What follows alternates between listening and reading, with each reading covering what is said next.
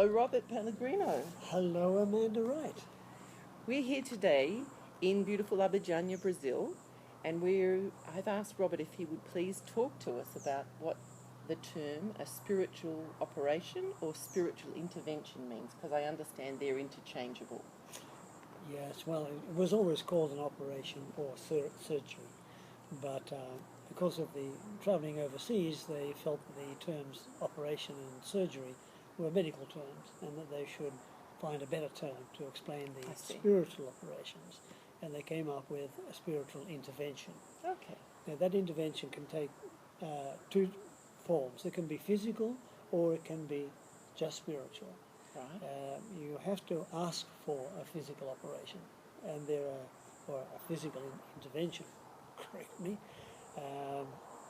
but you have to follow certain criteria. You have to fall within the criteria of being 18 years of age and to 53. Right. And you can't be on sleeping tablets, you can't be diabetic, you can't be having heart tablets.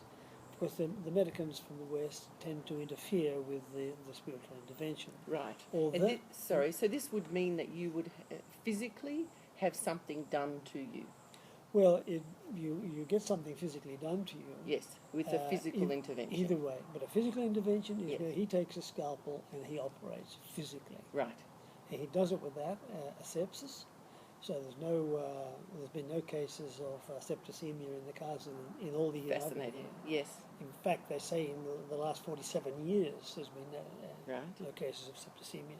And of course, he doesn't use any anaesthetic. He uses a spiritual anaesthetic. And this is John of God in entity. This is correct. This is the entity himself. Yes. Who were doctors in a previous life and now are working from the spirit world through a wonderful catalyst like this man, an unconscious medium, Jean de Faria. Yes. The operations, the spiritual operations, seem to be quite a non-event. You simply sit in a room, place your hand on the affected part, eyes or chest, or simply on your heart chakra, and then you close your eyes and you ask for the help. Now, within 20 minutes to half an hour, that's passed, and you have received this spiritual intervention. You should then go home and rest. You'll be given some herbs, which you take, but you must rest for 24 hours. And you certainly cannot go back into the casa for 24 hours because your aura is wide open. Right. And with your aura wide open, things that are being cleansed in the casa can enter you. Right. You have no protection. So you're wide open spiritually. So the idea is to be secluded and to go internally to rest and nurture and support yourself by sleeping, preferably sleeping, relaxing. Certainly not watching TV or reading or getting on your computer. No. Nothing like that. You really need to lie down. Right. Not lie in the sun with a bikini, just lie down. And then after 24 hours you're able to go back to the casa. Right. But to stay out of the sun, I recall, was one of the things. And again, is that because your energy body is open? And the sun itself is a very powerful energy. Yes. You know, we are, after all, light beings. That's right. Fantastic.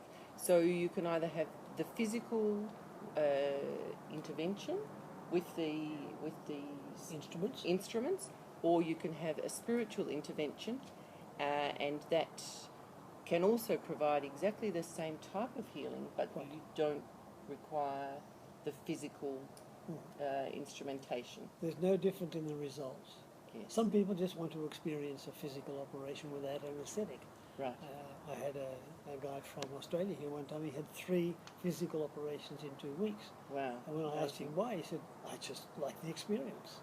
It's rather strange because it's not that Well, hopefully he had a lot of things done to him to make him better. So thank you very much, Robert, for explaining that. You're welcome. And I understand that the next in the series we're going to be talking about your own experience with a physical operation. Yes, my own intervention. Fantastic. Indeed. Thank you so much, Robert. Thank you, Amanda. Terrific. Bye.